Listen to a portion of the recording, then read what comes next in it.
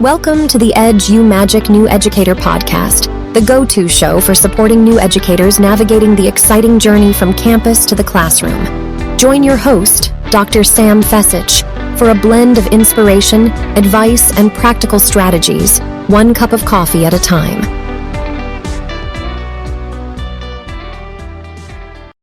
I'm Chris Nessie, host of Behind the Mic, Voices of the EPN, a part of the Education Podcast Network. Just like the show you're listening to now. Shows on the network are individually owned, and opinions expressed may not reflect others. Find other interesting education podcasts at edupodcastnetwork.com.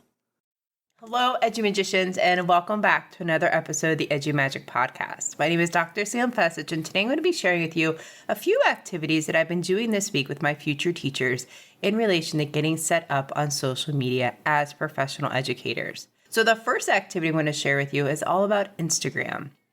So today I was able to work with my students on looking through Instagram and identifying what they can contribute to the community. Because as pre-service teachers, you all have a lot to share and everyone wants to learn from you as well as you learning from others. So one way to get started on Instagram as a pre-service teacher is to first look at your bio.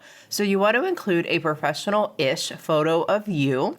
You want to have information about who you are, what you're studying. Some students put in the college that they're studying at, what year they're going to graduate, maybe a favorite quote or a favorite saying or something that sums up their teaching values and philosophy. And then they put in the link to the digital portfolio. And I think this is really cool. This is a great way to get yourself out there, and administrators can see a little bit about who you are. Because Instagram only tells part of the story. Your digital portfolio tells a whole lot more about who you are professionally. So when you look at your bio, read through it a little bit. Make sure it tells a story about who you are as a teacher, where you're going in your journey, and what your goals are in education. The next thing you want to look at is your intro post. So your intro post should also be a professional-ish photo of you describing who you are in your educational journey, why you want to be a teacher, maybe a few teaching experiences that you've had, or a favorite educational quote or phrase or saying. And this is a really nice way to connect with others using hashtags. So hashtags are groups or categories of content that people can search for. For example, hashtag future teacher, hashtag future educator. For me, I like to use hashtag higher ed or hashtag higher ed life. So there's some really nice ones out there that people can search for to find more about you, and you would come up in those hashtag searches.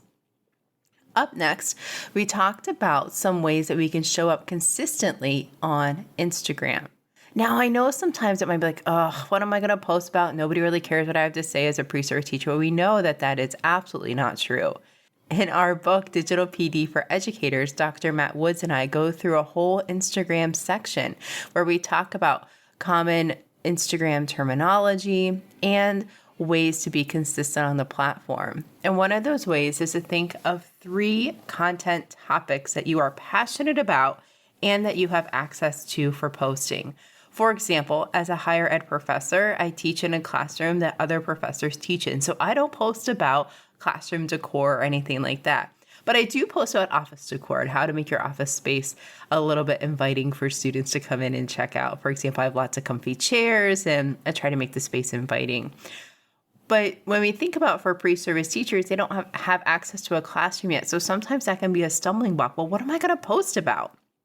So we went through and we brainstormed lots of different ideas of what they can be posting about as future teachers. And some ideas that they came up with were a lot of fun to read about. So a couple of students posted like a Reflection Friday. What's one thing they learned about this week that's going to impact them as a future teacher?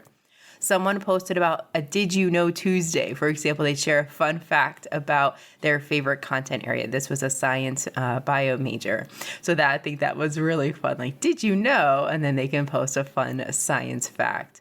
Another student wants to do a whole series on their favorite educational YouTubers. So what are some of their favorite educational YouTubers and how do you access their channel? And why do they suggest you watching their channel for education? Another one was Motivational Mondays. So share a quick phrase or encouraging word to start the week off. Someone was doing one about EdTech Tuesday. So what's an EdTech tool of the week and how are they going to use it in their future classroom? Another did you know example was related to special education, like did you know? And this would be related more towards like awareness weeks or awareness months and just making people aware of individuals with who are neurodivergent and maybe some strategies to help support them in the classroom. Another student posted like a meme Wednesday, a fun teaching meme and how, they're relating to it this week. An encouraging post. Teacher Fits was another really popular one. Pinterest Find, where someone will post like what they found on Pinterest this week, a little collage, and then sharing the link to their Pinterest. So there's lots of different things that you can post about as a pre-service teacher and bring value to the field of education. Because no matter where we are in our teaching journey, we all have value to bring. And if you're wondering, oh, this is a really neat idea, how do I put it into practice? Well, Dr. Matt Woods and I, in our book, Digital PD for Educators, we have a whole bunch of little handouts or takeaways that you can just take out of the book and write in there. So I modified an example for my future teachers to do. And I modified an activity where they went in and they put in 3 days a week when they could post about a specific topic. So they picked 3 topics that they were excited about and they had access to that they could post about each week. And they picked 3 days during the week to post about these. Now, this isn't something that I collected. I'll be looking on Monday. Oh, Catherine said she'd post on Monday and she didn't. No, this is just something for them to go back to and review. If they're stuck like, oh, what can I post about this week? Oh yeah, I have my brainstorming sheet. So what this brainstorming sheet looks like, it has each day of the week listed on the left. It has the content idea listed, for example, Motivational Monday, Reflection Friday, Meme Tuesday, whatever, and then description of how you're going to post it. So that could be a static post of just a photo and then a description. It could be a carousel, which in my opinion, I think carousel should be renamed to slideshow because it really is a slideshow of up to 10 photos. And that could be a really fun one, like for the student who is thinking about doing like a did you know for special ed, doing a carousel post for that. Or maybe the favorite educational YouTubers for elementary education, doing a carousel post for that, where you would flip through several photos and your content or your caption would stay the same, but you can flip through the several photos to get more ideas. Another example of content that you could post would be a reel, which would be a short little video clip, sometimes synced up to music, sometimes with voiceover. You can even add your own voice to a reel as well. Going live about a specific topic or subject area, that's a really fun one to do. Get you in front of your audience, in front of your administrators or employers or other teachers to get ideas and strategies. And then the last type of content you can post out there would be a story. Now, a story only lasts 24 hours, and that goes in your profile as well so people can see what you're posting about. Now, one of my awesome students, Emily, shout out to Emily if you're listening, she shared with me that you can save your stories as highlights. And I knew about that, but I kind of forgot about it. So thank you, Emily.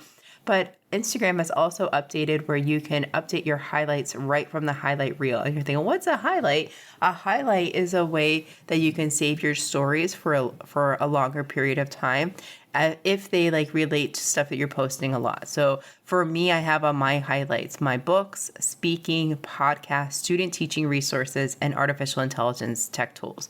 So I post about that a lot. So those are my highlights because those are things that I want to be known for and things that I want people to go ahead and check out. So for example, for pre-service teachers, if you're posting a story, maybe one of your favorite accounts is Edutopia and you're posting a lot from Edutopia on your stories, you can have a little Edutopia highlight. Or if you're creating information about different read alouds, you can have a read aloud highlight.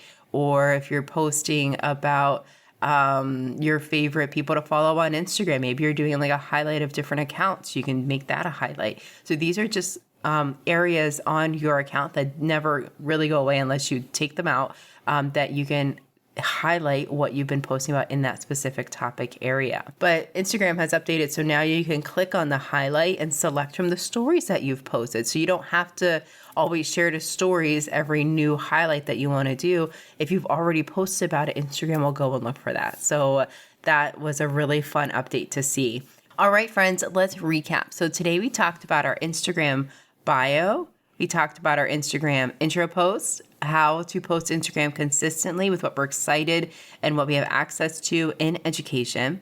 And if you would like a copy of the example activity that I did with my students, just send me a DM over on Instagram and I'll be happy to send it to you as a PDF. Remember, you have the EduMagic within you.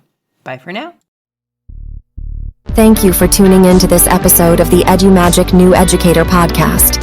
If you found it helpful, please leave a rating and review or share it with a friend. Always remember, you have the EduMagic in you.